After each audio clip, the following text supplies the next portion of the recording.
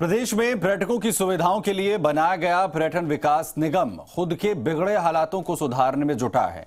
ऐसे में कोरोना काल के बाद राजस्थान पर्यटन विकास निगम खुद के अधीन वाली लंबे समय से घाटे में चल रही इकाइयों को लीज पर देने के साथ पुरानी इकाइयों को शुरू करने पर विचार कर रहा है।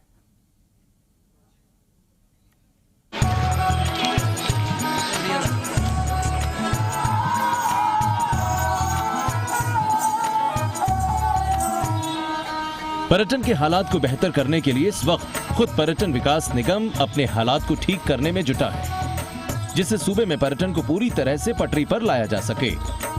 कोरोना काल के दौरान पटरी से उतरे पर्यटन क्षेत्र को वापस पटरी पर लाने के लिए राजस्थान पर्यटन विकास निगम अपने अधीन आने वाले लंबे समय से घाटे में चल रही इकाइयों को लीज पर देने और पुरानी इकाइयों को शुरू करने पर विचार कर रहा है।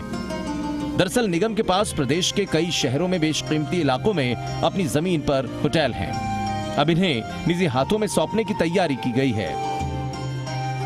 आरटीडीसी एमडी निकिया गोहैन ने यह बताया कि प्रदेश के सभी जिलों में निगम के होटल संचालित हैं। देसी विदेशी पर्यटकों को सस्ती दरों पर रहने और खाने की सुविधाएं यहां मिलती हैं। राज्य में पर्यटन वित्तीय और भौतिक रूप से वेंटिलेटर पर चला गया है, जिसे फिर से मुख्य धारा में लाने की कोशिशें चल रही हैं। रामगढ़, हनुमानगढ़, दौसा, गुलाबपुरा, चूरू इकाइयों को फिर से लाइसेंस देने की प्रक्रिया विचाराधीन है, ताकि लोगों को कोई परेशानी न हो।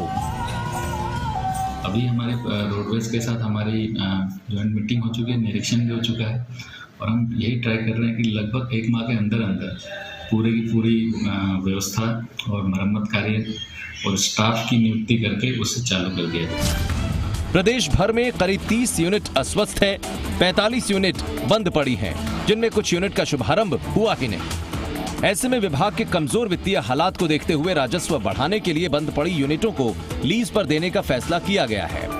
अब इन यूनिट को लीज पर देकर आरटीडीसी अपने वित्तीय हालात में सुधार कर रेवेन्यू बढ़ाएगा और कर्मचारियों के वेतन की समस्याओं को भी दूर करेगा।